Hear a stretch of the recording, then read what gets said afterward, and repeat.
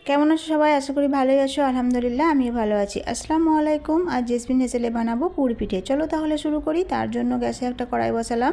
কড়াই গরম হতে দিয়ে দিলাম গলিয়ে রাখা গাওয়া ঘি 1 টেবিল চামচ, তারপর কুড়ে রাখা নারকেল মিডিয়াম আছে হালকা করে ভেজে নেব। ভেজে নেওয়ার পরে দিয়ে দেবো পরিমাণ মতো নলেন গুড়, দিয়ে নারকেলটার সঙ্গে গুড়টা খুব ভালোভাবে মিশিয়ে নেব। আমাদের পুরটা রেডি হয়ে গেল। এবার ডোটা তৈরি করব। তার জন্য গ্যাসে কড়াইয়ে পানি ফুটতে দিলাম, দিয়ে দিলাম নুন। পানিটা যখন ফুটে উঠবে তখন দিয়ে দেবো আটাটা দেওয়ার সঙ্গে সঙ্গে নাড়তে হবে। দিয়ে এরকম শক্ত মতো একটা ডো তৈরি হবে, কড়াই থেকে ছেড়ে যাবে।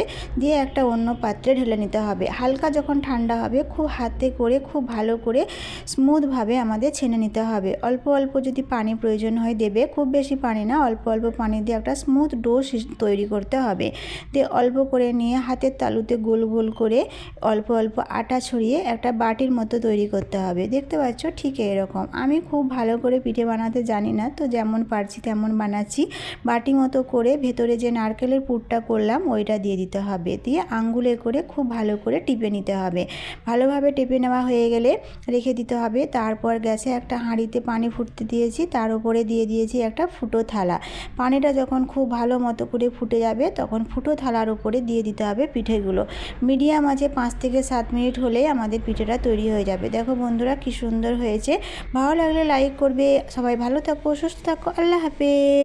কেমন আছো সবাই? আশা করি ভালোই আছো। আলহামদুলিল্লাহ আমিও ভালো আছি। আসসালামু আলাইকুম। আজ জেসমিন হেসেলে বানাবো পুরি পিঠে। চলো তাহলে শুরু করি। তার জন্য গ্যাসে একটা কড়াই বসালাম।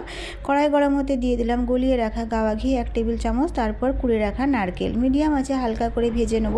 ভেজে নেওয়ার পরে দিয়ে দেবো পরিমাণ মতো নলেন গুড়, দিয়ে নারকেলটার সঙ্গে গুড়টা খুব ভালোভাবে মিশিয়ে নেব। আমাদের পুরটা রেডি হয়ে গেল। এবার ডোটা তৈরি করব। তার জন্য গ্যাসে কড়াইয়ে পানি ফুটতে দিলাম, দিয়ে দিলাম নুন। পানিটা যখন ফুটে উঠবে তখন দিয়ে দেবো আটাটা দেওয়ার সঙ্গে সঙ্গে নাড়তে হবে। দিয়ে এরকম শক্ত মতো একটা ডো তৈরি হবে, কড়াই থেকে ছেড়ে যাবে। দিয়ে একটা অন্য পাত্রে ঢেলে নিতে হবে। হালকা যখন ঠান্ডা হবে খুব হাতে করে খুব ভালো করে স্মুথভাবে আমাদের ছেনে নিতে হবে। অল্প অল্প যদি পানি প্রয়োজন হয় দেবে, খুব বেশি পানি না, অল্প অল্প পানি দিয়ে একটা স্মুথ ডো তৈরি করতে হবে।